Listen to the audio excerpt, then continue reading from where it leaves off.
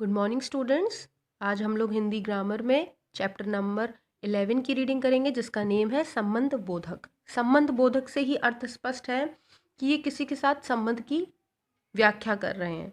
ठीक है, इसे हम इंग्लिश में प्रपोजिशन भी बोल सकते हैं। जैसे कि हम लोग डायग्राम में देख रहे हैं, लिखा है कि राम मोहन के साथ खेलता है। इसमें देखिए ये वर्ड अंडरलाइन है, मीन्स दैट ये बात रेड पेन से लिखी गई है कि राम मोहन के साथ खेलता है। तो दोनों में कुछ संबंध हो रहा है। किसके साथ वो खेल रहे हैं? राम मोहन के साथ खेलता है। नेक्स्ट है राजन दरवाजे के पीछे छिपा है। किसके पीछे छिपा है? दरवाजे के पीछे। मेज के ऊपर फल रखे हैं, वह नदी की तरफ जा रहा है।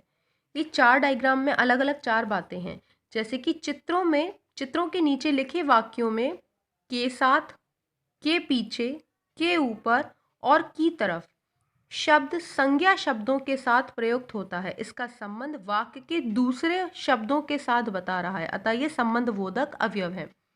अगर हम इसकी डेफिनेशन की बात करते हैं तो जो अविकारी शब्द संज्ञा या सर्वनाम शब्दों के साथ जुड़कर वाक्य के दूसरे शब्दों में उनका संबंध बताते हैं, उन्हें हम संबंध बोधक अवयव कहते हैं। अर्थात एक वाक्य दूसरे वाक्य से जुड़ा हुआ है, ठीक है, तो और दोनों में एक प्रकार का क्या है? संबंध है। अगर हम इनके अर्थ की बात करें तो संबंध बोधक अवयव के दो भेद होते हैं। कितने भेद होते हैं? दो भेद होते हैं। एक होता है अर्थ के आधार पर और दूसरा होता है प्रयोग के आधार पर।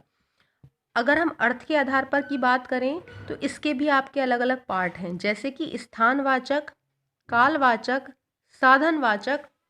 यहाँ अगर हम देखें तो दिशावाचक, हेतुवाचक, समतावाचक, तुलनावाचक, व्यक्तिरेखवाचक, विरोधवाचक और सहचरवाचक।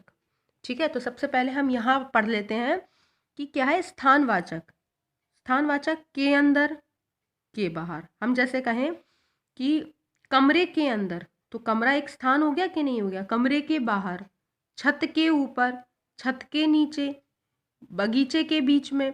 तो ये क्या हो गए?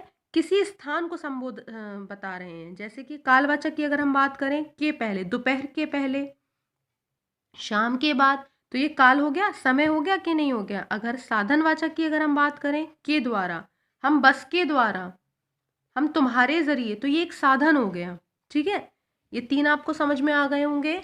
नेक्स्ट देखिए क्या बता रहा है।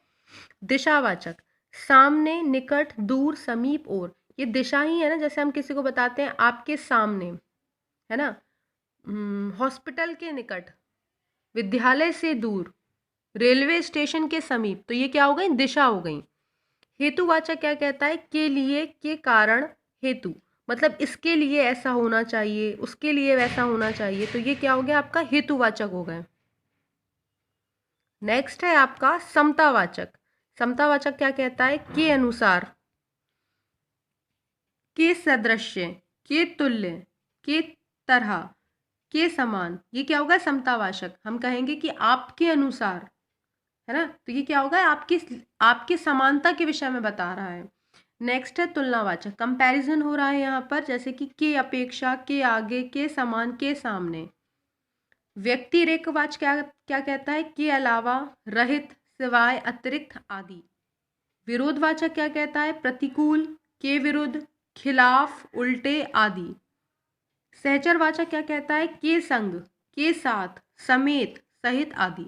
ठीक है, तो ये तो थे आपके अर्थ के आधार पर संबंध बोधक में के भेद। अब अगर हम देखें, आगे चलें, तो हमें पता चलता है कि प्रयोग के आधार पर भी है। तो प्रयोग के आधार पर संबंध बोधक अवयव तीन प्रकार के होते हैं। सविभक्तिक संबंध बोधक, निर्विभक्ति और उभयविधि। ठीक है, तो सबसे पहले हम पढ़ते हैं सविभक्तिक। ये क्या होता है? जो संबंध बोधक शब्द विभक्ति युक्त संज्ञाओं के बाद प्रयोग होते हैं। फिर से देखिए इस लाइन को, जो संबंध बोधक शब्द विभक्ति युक्त, विभक्ति क्या थी? आपको बढ़ाया गया था कारक में, चिन्ह बताए थे उसके विभक्ति के, वही संज्ञाओं के बाद प्रयोग किए जाते हैं, उन्हें विभक्ति संबंध बोधक कहते हैं। जैसे बुराई के विरुद्ध, कर्ता ने कर्म को करण से संप्रदान के लिए, ये सब इसमें चिन्ह थे ना, के, का, की, के, तो वही विभक्ति वाला आ जाता है इसमें कि बुराई के विरुद्ध वीर महाराणा की भांति बाढ़ के कारण पर्वत की ओर, समुद्र के किनारे, कमरे के भीतर। ठीक है, तो ये जो संज्ञा के तुरंत बाद विभक्ति युक्त संज्ञा के बाद प्रयोग किए जाते हैं उन्हें क्या कहते हैं? सविभक्ति संबंध बोधक। निर्भक्ति क्या कहता है? जो संबंध बोधक शब्द स्वतंत्र रूप से अथवा विभक्ति रहित संज्ञा के बाद प्रयोग किए जाते हैं उन्हें सर्वभक्ति संबंध बोधक कहते हैं। जैसे जीवन भर, ये क्या होते हैं? स्वतंत्र होते हैं। घर तक, परिवार रहित, दर्शन मात्र, विद्या विहीन आदि, इसमें तो किसी भी प्रकार की विभक्ति का प्रयोग नहीं हो रहा, इसलिए क्या है? निर्विभक्ति। उभय विधि क्या कहता है? जो संबंध बोधक शब्द उपरोक्त दोनों प्रकार की संज्ञाओं के बाद प्रयोग किए जाएं, उपरोक्त मतलब ऊपर दी गई दोनों प्रकार की संज्ञाओं के बाद प्रयोग किए जाएं, उन्हें क्या कहते हैं? उभय विधि संबंध बोधक कहते हैं। जैसे फोन द्वारा, फोन के द्वारा, पीठ पीछे, पीठ के पीछे, इसमें ये विभक्ति रहित है और ये क्या है? विभक्ति सहित है। ठीक है, लोगों सहित, लोगों के साथ, जल बिन, जल के बिना आदि। ठीक है, तो क्लियर है? ये चैप्टर आपको समझ में आया होगा कि संबंध बोधक क्या होते हैं, ये कितने प्रकार के होते हैं। ठीक है।